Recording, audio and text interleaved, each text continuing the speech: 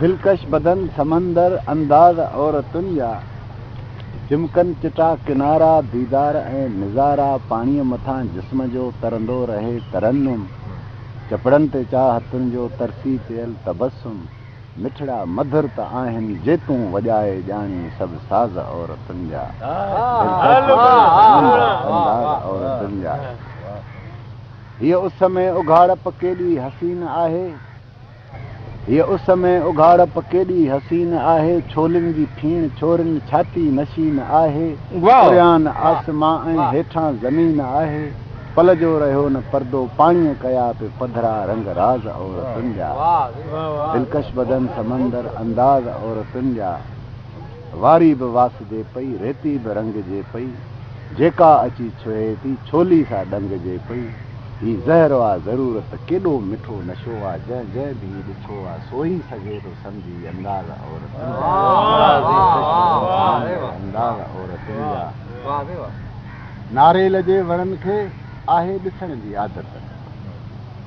नारेल जे वणनि खे आहे ॾिसण जी आदत ऐं मर्द खे मुसीबत आहे छुहण जी आदत ऐं छोकिरियुनि छितियुनि खे आहे कुहण जी आदत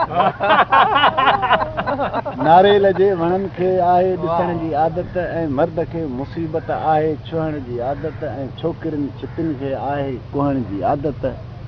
कंहिं ते न पवन कड़की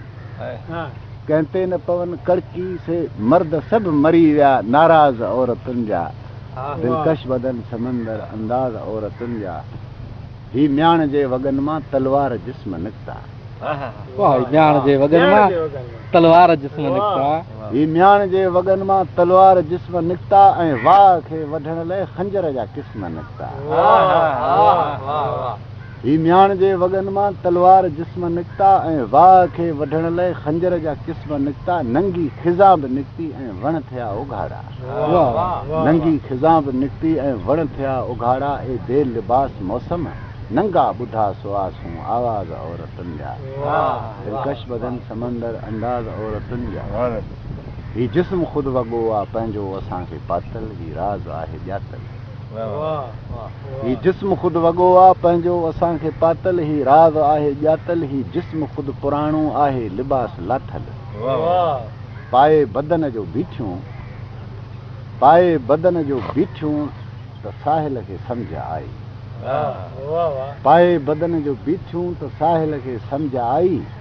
अंजाम इश्क तुंहिंजो आगाज़ औरतुनि जा दिलकश बदन समंदर अंदाज़